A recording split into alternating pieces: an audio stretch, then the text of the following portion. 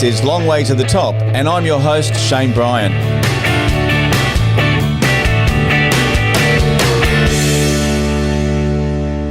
The Dead Daisies are back with a new album and channeling AC/DC with their new song, I'm Gonna Ride. After a bunch of fairly decent albums, I mean, let's face it, you can't go wrong with the Dead Daisies. John Corabi has stepped back in after a hiatus. He plugged in his mic, cranked it up to 11, and given the Dead Daisies a new lease of life. His friends call him Crabby, we'll get to that, and he's hung up on possibly the most famous musician in the world, we'll get to that one as well, and he joins us on the show. John, welcome. Thanks for having me, buddy. My pleasure. Dead Daisies, firstly, got to say, great album. We're going to get to the tracks very shortly, but wow, you have really knocked it out of the park with this one. Thank you. Well, you know what? It was obviously it's my first record back with the guys, but it was like I never left. You know what I mean? It's same old, same old. We just got into the room with a bunch of riffs and ideas and plugged in the amp, sat in a circle like we always do, and just started riffing, and it was awesome. So I'm very happy to be back. Now, you guys have a big, strong connection with Australia. Of course, guitarist and the guy who actually created the Dead Daisies, David Lowy, and also John Stevens, who you took over vocals from. Yes. Yeah. And you know what? Honestly, I've actually connected with John via Instagram, Facebook. I've never actually sat down and had dinner with him or anything like that, but great guy. Yeah. And what a singer. Yeah. The guy's just insane. He could sing the phone book. I reached out to him and actually went back when we did the Revolution record. And then he reached out to me when it became known that I was leaving. Leaving's kind of a hard word, but just wondering if everything was okay. And I'm like, yeah. I just needed a break. Like our schedule was just insane. Yeah. Yeah, I love John. I love his vocals. I love his music. You know what I mean? Like even the stuff, the record and the EP that he did with the band. There's a couple songs that we do live, and I enjoy them. I think they're great songs. You know what I mean? So nothing but utmost respect for the guy. Yeah, well, he's music royalty in Australia, that's for sure. I think everyone loves him from Noise Work. Currently touring with Kate Sobrano, doing the Jesus Christ Superstar tour. Which is completely different to what you guys are doing. But you know what? If anybody can pull it off, it's him. Yeah, you know what I mean? Absolutely. Yeah. Now, you obviously there's a revolving list of members since you first started. One guy who's been there, I think probably one of the longest members apart from David Lowy is Doug Ulrich. Yes. From Whitesnake. And I believe he's not well. How is he? He's good. We had a little, and Doug put it out there, so everybody knows. I guess apparently, right before we went to the UK, he got checked out or something, and the doctor noticed a little mass in his throat. So they checked it out. It was cancerous. So he had the mass removed. And then they said that he was probably going to have to do a little bit of radiation treatment, depending on the size of said mass. But I talked to Doug. We got home on a Monday from the UK tour. Thursday, he went in and had surgery. And the doctor was very pleased with how everything went. He was ecstatic, and he said to Doug, like, I think they're going to do some testing on the thing that they removed, and that was going to depend on checking that out. Then it was going to give them a ballpark idea of how much radiation treatment he had to do. Yeah. But Doug's in great spirits. I spoke with him. A few days ago, and he's in really good spirits and he feels great. And He's like, man, he's just bummed that he can't go to Europe with us. Yeah. But I said, dude, you know what? Health is health. Like, make sure you're all good. Don't delay anything. Get it taken care of now. Reb Beach is going to come out with us. Him and Doug are great friends from White Snake. Yeah. Michael knows Reb. I know Reb. Tommy knows Reb. David's the only one that hasn't met him yet. So we'll have a great time. And then as soon as Doug's feeling up and healthy, he'll be back next year with us. Yeah, fantastic. You know what I mean? Fantastic. Oh, well, we wish him all the best with everything. And, of course, you're doing the UK tour and the Europe tour, and you're touring with one of my other favourite bands, and that is Beasto Blanco. Yeah, well, I've known Chuck for a gazillion years because Chuck and I actually did the ESP thing with Eric Singer and Bruce Kulick. And then, he started that thing, God, I want to say maybe early 2000s. He was talking about it. Yeah. And him and Calico. Yeah. And we actually did some shows. We played acoustically with them in Europe. It was Bruce and I. Mm-hmm. And then we would get up and jam with them at the end of the night. We had a great time. So it's going to be a lot of fun. Again, as big as the music industry is, that's how little it is, because everybody knows everybody. You know what I mean? And that's interesting too, because I mean, you've got you've worked with so many artists and so many connections, just even within the Dead Daisies, apart from John Stevens. When you started, Jackie Barnes took over drumming, Jimmy Barnes' son. Yes. Great guy. You've worked, obviously, there's that period with Motley Crue. And you've worked with, but in addition to that, I mean, you've worked with members of Grand Funk Railroad, The Cult, Kiss, of course, Judas Priest. I mean, it's just such a small industry. Yeah, it's really weird. Again, like you were saying, being in America, like some people knew who Jimmy Barnes was. But it was kind of limited, you know what I mean? Yeah, Jimmy's like a legend in Australia, same as John Stevens. Yeah. But in America, they probably, radio wasn't very friendly to them, you know what I mean?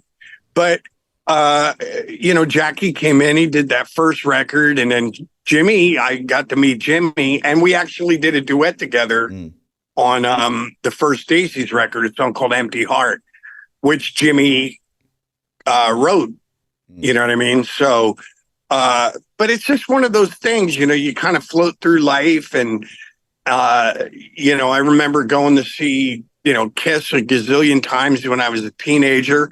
And then I get older and I moved to California, and Gene Simmons is one of the first people that wants to sign the band that I was in at the time.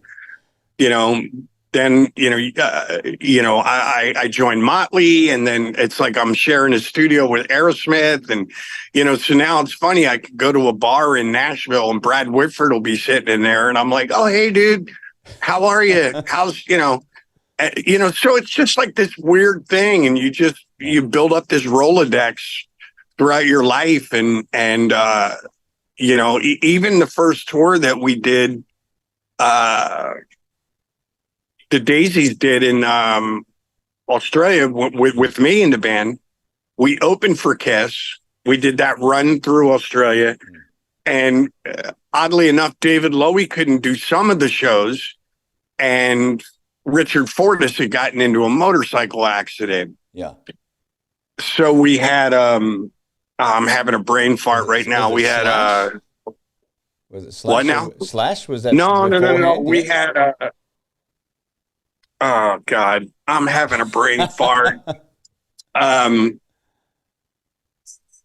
It's so funny because I talk to them all the time. Yeah. Dave Leslie from Baby Animals. Yes. And then we had whatever. But we had, we had the two guitar players from Australia come in and do the thing, and now it's like I'm constantly talking to them, and And I'm like, so the Rolodex is always growing. Yeah. It's always, whatever. So, having Reb be involved in this, like I said, I just did a tour with him last year. I just saw him at a cancer benefit in Nashville right before we went on tour. So having Reb step into this whole thing, it's just real easy. Everybody knows everybody. We're all friends. Yeah. And it just, makes it fun. Yeah, I love it. I love it. Now, at the start of the show, I mentioned that you've got a nickname, Corabi. How did that come about? I have Mick Mars to thank for that one. Mick was, when I first joined the band, Mick's like not a super talkative guy. I could imagine. I think everybody knows that. But he would just say something like, he'd want to show me a guitar part, or he would want me to show him something I was doing. And he would go, "Hey, Corabi." And somehow it went from, "Hey, Corabi," to Corab to I don't know how it morphed, but Corabi. It morphed into Crabby. Which is it's fine, when you're with your buddies, but then you go to a bar and you meet a chick and somebody goes, "Oh yeah, it's my friend Crabby," and they're like, "Or he's either an asshole or he's covered in lice." One of the two, and neither are good. And neither are good, right? So. Now, I get you've talked about you mentioned Motley Crue. Yeah. Obviously, you were there for a very short period of time, and then you parted ways. And since then, you actually been on a cruise, and you actually got up on stage and performed with Vince Neil, and you did, bringing back the Australian connection, Highway to Hell. Yes, sir. Yeah. And what's funny is the fans. Everybody else fuels this thing. Yeah. More than Vince and I. Yeah. I actually sang with Vince he did a cruise. It was called the Motley Cruise. Yeah. And it was just Vince. It wasn't the whole band. I was playing guitar with Rat. I literally went in and grabbed a bass guitar and the band started playing. And Vince just happened to walk in and we started playing Highway to Hell. So he jumped up on stage and we're standing there looking at each other, laughing our asses off. All the cameras came out. Everybody's like, "Oh my God, they're going to fight." And we were just laughing. And he just held the mic and we just sang the chorus together. And it was a great time. I sang with Vince in Tampa, Florida, also with Rat. Yeah. I got up and did Livewire with him. And then we were just, at a couple different festivals. And Vince will walk in, and if he knows that I'm there, he will literally get off the bus and come and look for me. Yeah. So that he can go, "Hey, dude, how are you? Give me a hug." And we'll sit there and bullshit for a while. So Vince and I get along great. It's the fans and the press that think that we despise each other, and we don't. You couldn't have you couldn't have thrown a fake punch just to give the press something to talk about. No. Look, trust me. It's been 30 years. 30 years this year that my record came out. Yeah. It's probably been 28 years since I've been out of the band, and I still get hate mail and I still get people asking me about it. So it's like that thing doesn't need any more fuel. I love it. I love it. Now, before we get into talking about the album and the new album, I want to ask a question about something you mentioned when you were touring around. You did a solo tour a few years back in Australia, and you were talking about hanging up the telephone on a very famous person. In fact, there's a lot of people that I would love to hang up on and just say, "I've hung up on it." But you, my friend, you take the cake. This was one of my, what's funny? Somebody just asked me, I did an interview right before this, and they said, "Have you ever been starstruck?" And I forgot about this. Yeah. But that was probably my biggest starstruck moment. And It was back when we were doing the Scream album. We're in the studio with Eddie Kramer producing. And Eddie had this box of all these old vintage, like ribbon mics and whatever. And he said, I asked him, I go, what's the deal with the mics, dude? Oh, a friend of mine is putting a studio, like a home studio together, and he wants old ribbon mics. So I was, okay. So we were in the studio one night, and Eddie was mixing a track. And at the end of the console was one of those old phones with like a business phone with all the buttons, you know, the hold button and then like 4 or 5 lines. And the phone rang, and Eddie's sitting there and he's going like this and he's listening to the music. But the phone is ringing and he goes, somebody get the phone. So I was the closest to it. I pick it up, I hit the button and I go, hello. And there's an English, voice person on the other line. And I go, hello, is Eddie Kramer there? And I go, yeah, who's calling? It's like Paul McCartney. And I was so like, anybody that knows me knows like McCartney is God to me. Yeah. Yeah. And I got so overwhelmed that I was like, yep, hold on. And I never hit the hold button. Like I just freaked out and I didn't hit the hold button. I hung up. And Eddie was like, who was it? And I go, it was Paul McCartney. And then we're like, fuck, I hung up on him. So then the phone rang again. And I was trying to be slick. And I tried to disguise my voice the second time so that I wouldn't come across like a dumbass. So the phone rings and I pick the phone up. I go, hello. Whatever.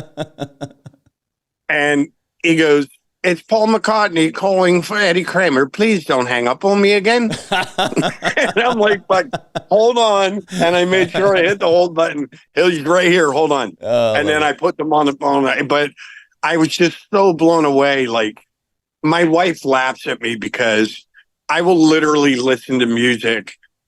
And, I mean, I've done 15 records and I've been doing this for almost 45 years, but I'm still a fan. Yeah. And there's things that just blow me away. Yeah. And like yesterday, we were out riding my motorcycle and I have a stereo system in my bike and we were listening to the Zeppelin 4 record. Yeah. And great album. Yes. And we're talking, I have a couple motorcycles. I have a 2-wheeler. And then when my wife is with me, I have a trike. Right. So we're just zipping down the road and I'm sitting there talking to her and I said, man, I go like, how fucking cool was Led Zeppelin? Yeah. I go, and I'm telling her, I said, this record, I go, the record company was so pissed at them. They did this record. They didn't put their name on the record. There was nothing on the album at all that said Led Zeppelin on the cover. Just an old painting of a guy carrying a bundle of sticks on the front. And it just, and I said, the record label was arguing with them and they're like, you got to put out a single. No, we're not going to do that. Fuck it. Well, you got to put your name on the record. But they're like, no, we don't. Fuck it. And, just shit like that. And then it winds up selling 26 million copies, I think, just in America of that record. But Paul McCartney's another one of those guys where it's like you read these things and he was like, Paul McCartney stepped outside of Abbey Road one day and he was just sitting there smoking a joint and he watched this girl writing parking tickets and she looked at him, he looked at her, They smiled. And then he went in and wrote "Lovely Rita Meter Maid." Yeah. And I go, who does that? Yeah. Or, or he's watching his dog play. So he writes "Martha, my dear." You know what I mean? And you're like, are you shitting me right now? So Paul McCartney's always been like, as a songwriter, Yeah. to me, just like, it just boggles my mind. Yeah. Like that, the talent. And then he plays guitar. Mm-hmm. He's one of the greatest bass players ever. Yeah.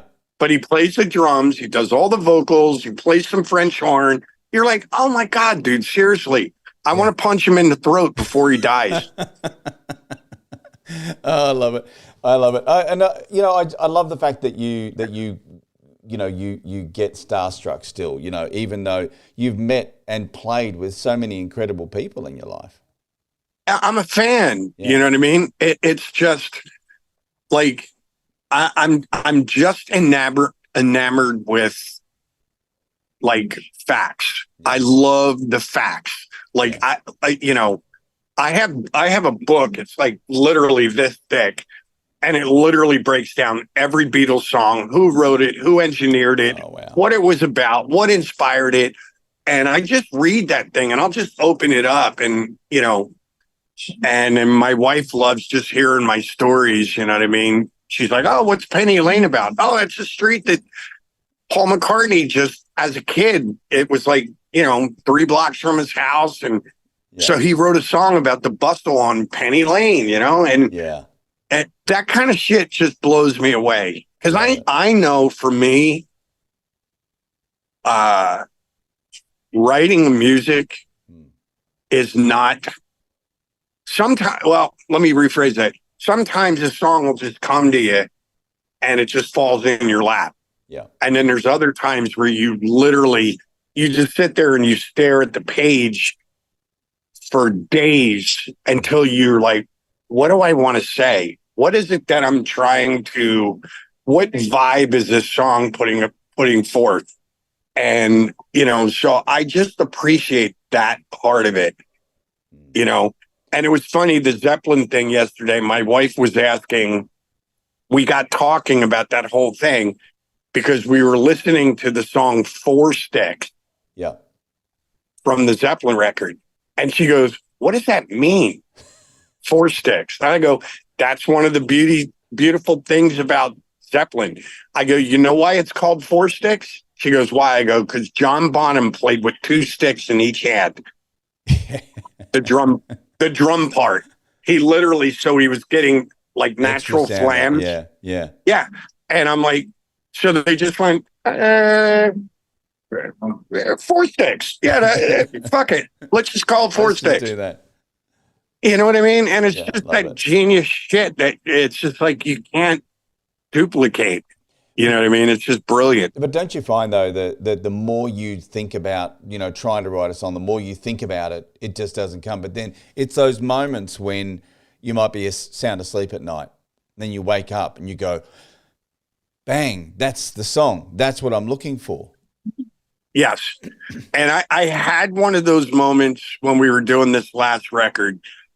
I don't want to get ahead of ourselves, but the last song on the record, Take My Soul, was one of those moments for me, because we had the music and kind of had a melody, but nothing was connecting yet. Yeah. And I don't know what made me think of it. I have no idea, but I was sitting there and I was like, oh. And I went into another room and my wife's like, what is it? As I was walking out of the room, I just went, Chain Gang. And I went into this room and I literally wrote the song and I came out with it like an hour later. Yeah. And she goes, you just wrote those now?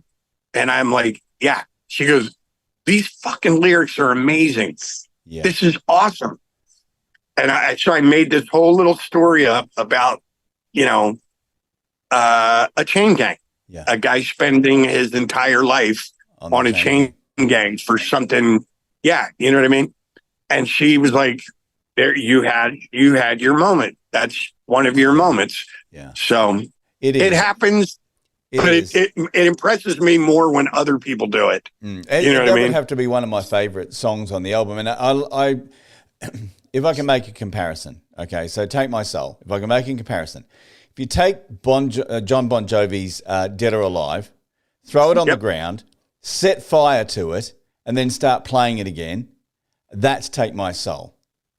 Okay, I'll take that. You've completely, like, you've taken it, you've demantled, but you've put it back together, like I said, with that, turning it up to 11. Yeah, and it's weird because we had the music, and I kind of thought of it again. I still tend to think of things in a album concept. Yeah. Where sometimes I don't want to say I butt heads, but I'll butt heads with management or people involved because they have to remind me, I'm 65 and they have to remind me like, hey, dude, people aren't doing things the way they did them in the 70s. Yeah. It's more about playlists now.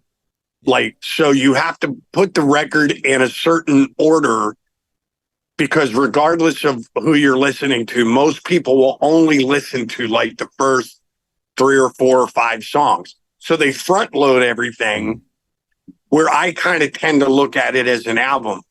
And so when we were talking about it, we knew we wanted the first song to be Light 'Em Up. Yeah. Just to set a tone. But that song, Take My Soul, had kind of like this epic, not epic, maybe that's not the word, but grandiose vibe that When the Levee Breaks had on the end of Zeppelin 4. And I just said, well, I don't give a shit what you guys do with the middle. First song's got to be Light 'Em Up, and the last song has to be Take My Soul. Yeah. So, I sat with David and all the guys in the band and Marty and management. We arranged and listened to it for a few days. No, not right.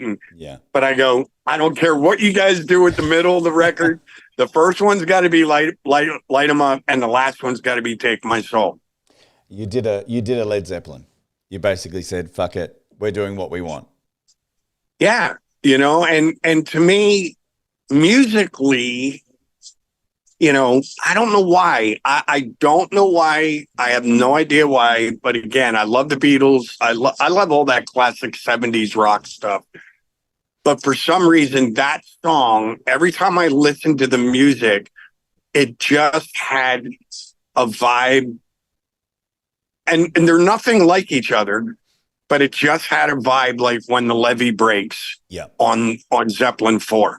Yeah. So I go, it's got to be the last song on the record. Yeah. And we just said, fuck it and had some fun with it. Yeah. Yeah. It's a perfect ending to a brilliant album. And now, like I said to you, it is a loud album. It's an album that just, when you're listening to it, it's just like, yes, like it gives you that feeling. I was interested to hear that you put together a new version of Take a Long Line. Now, anyone listening in Australia is going to know straight away, Angels, Doc, I've got to say, Doc Neeson would be super proud of that song and what you did to it. What made you choose it? I will, to be honest with you, again, Doc Neeson's another one. Like, if you're in America, there's some people that know Doc Neeson. There's some people that know John Stevens or Jimmy Barnes, but they're like really deep music fans. You know what I mean? The general population, no idea. Yeah. And I just happen to fall into that thing of, I have no idea what the song is that you're playing me right now, but it kicks ass. Yeah. We liked it. So was it David Lowy that shared it too? Yeah, because David actually played in a version of the Angels with Doc.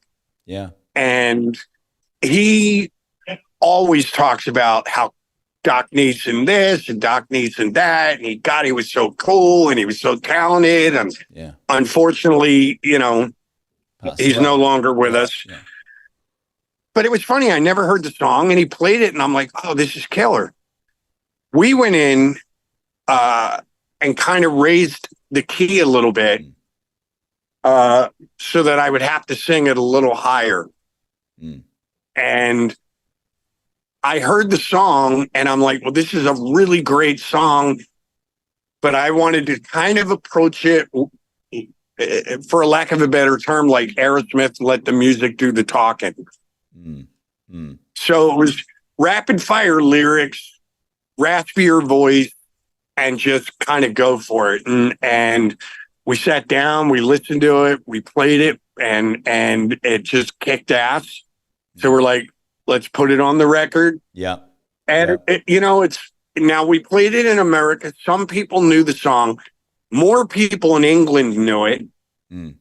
And hopefully in Europe. I don't know how big the Angels were in Europe.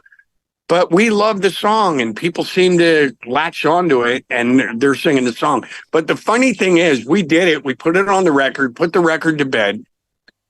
And I'm home in one night, my wife and I were just laying in bed. We're watching a movie.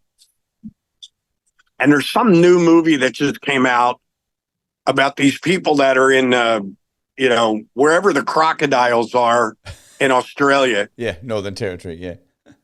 Yeah, Northern. So there's this boat and they get stranded somehow.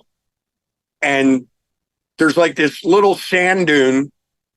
And so everybody gets off the boat. The boat's it's a mess. And they're standing on this sand dune, but there's like a 25-foot crocodile that's just, they can't get off the sand dune and the tide is rising. Yeah. And these guys come around this curve on a boat and they're waving to them and they're listening to Take a Long Line. Yeah. And I'm sitting there, I was telling my wife, I go, oh my God, blah, blah, blah.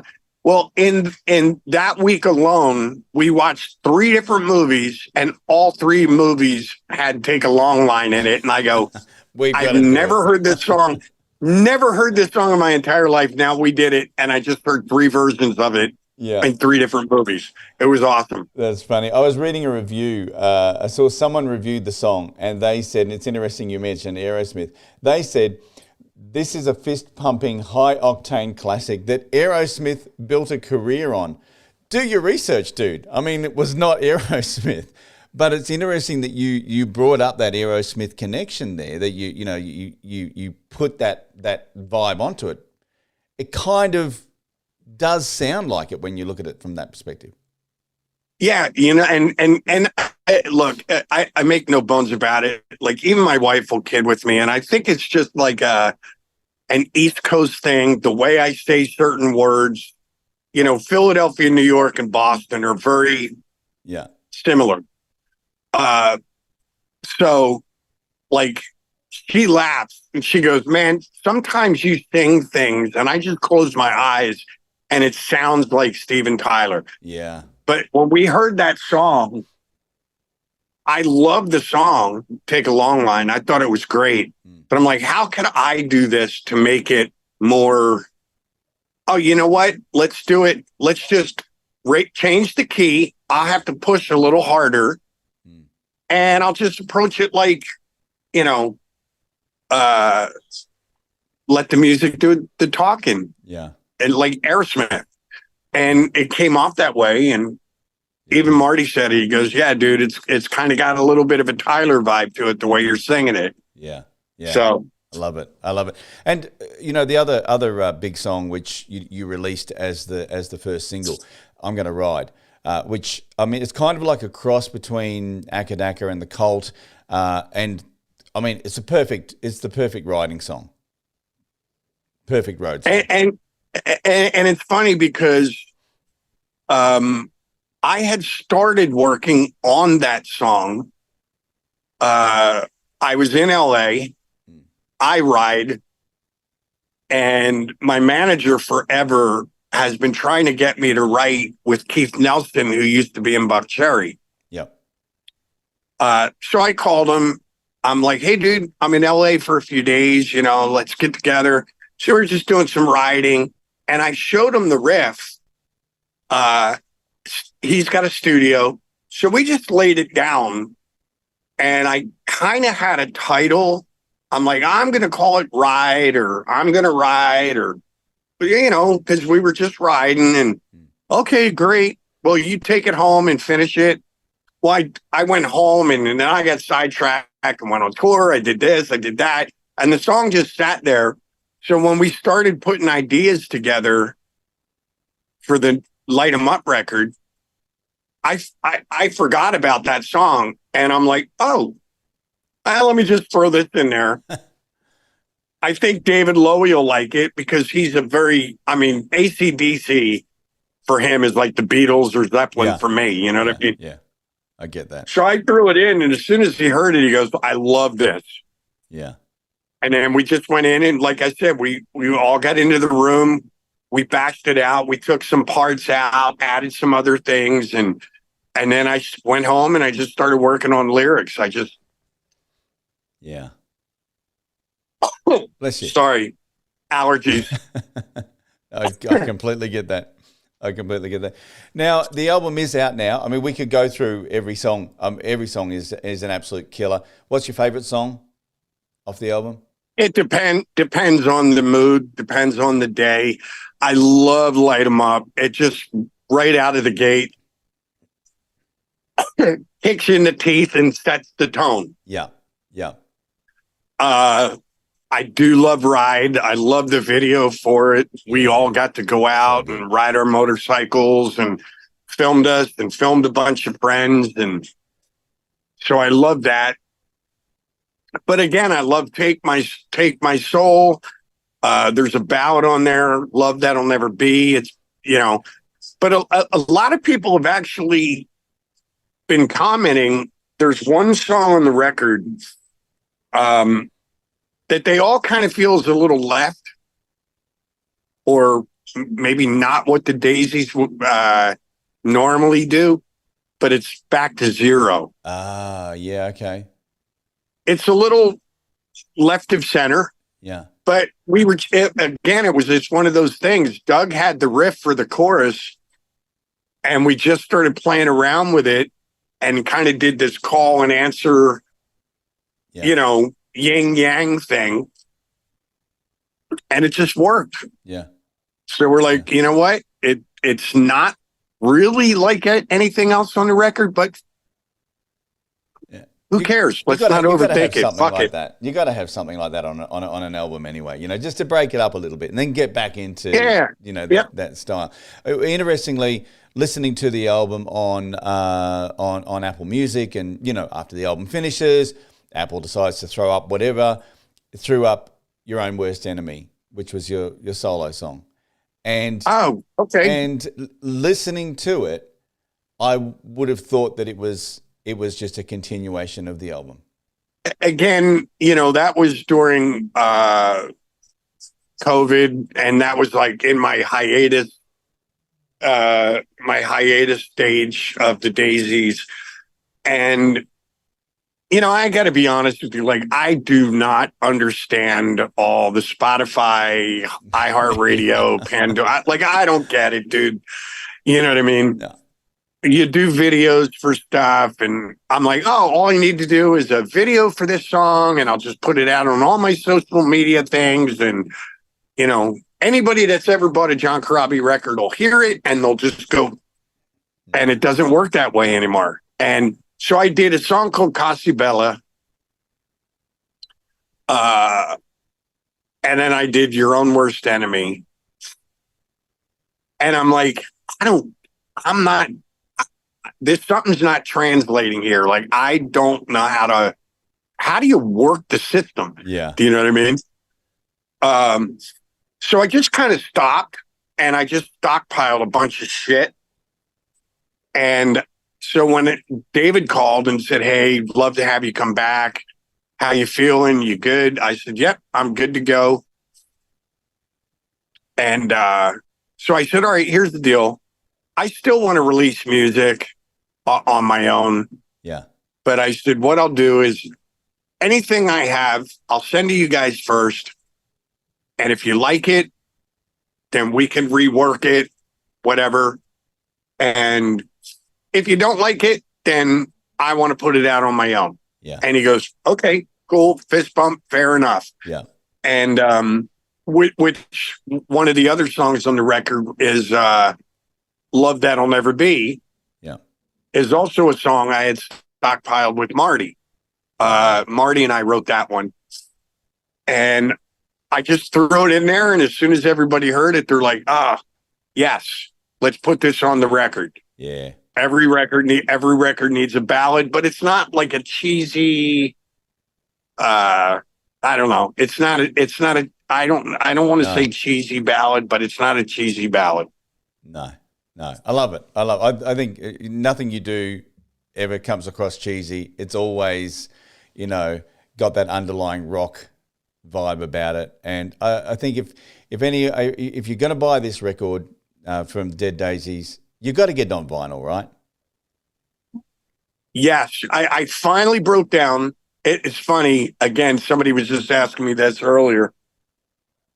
I've been stockpiling all of the records that I bought in the 70s. Yeah. I'm rebuying them again, vinyl. And yes. I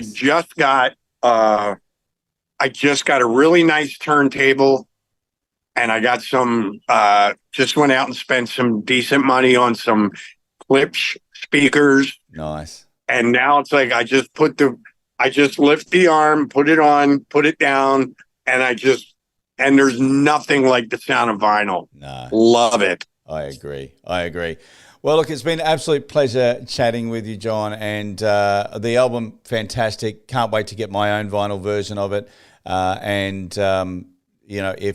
If it is by anything to go by, I think the next few albums that you guys are going to put out are going to be equally as good, because I think the group that you've got right now is an absolute killer. Well, it's funny. I'll give you the little, scoop. New scoop here. Yeah. Actually, when we did the Light 'Em Up record, we actually had the good fortune. We took a little break because we recorded in Nashville at Marty's place. And then all of us, including Marty, we all had a bucket list place we wanted to record in the States. And that was down in the legendary Fame Studios in Muscle Shoals, Alabama. Yeah, right. Wow. So we went there, and while we were there, we actually recorded on top of Light 'Em Up. We did another entire record that's coming next year, and it's all blues songs. It's 10 classic blues songs. Oh, fantastic. We're super excited about that as well. Yeah, fantastic. Well, there's plenty to look forward to. Enjoy your European tour, and come to Australia. That's all I can say. Dude, listen, I cannot wait. I would love that. Yeah. It's been much too long. Yeah. Well, make it happen. We want to see you, definitely. All right, buddy. Thanks, John. Thanks for being on the show. Thanks for having me, pal. Hit plus or follow to subscribe to the podcast, and head over to Facebook at The Long Way to the Top Podcast and give us a like. Keep on rocking, and I'll catch you on the next episode of Long Way to the Top.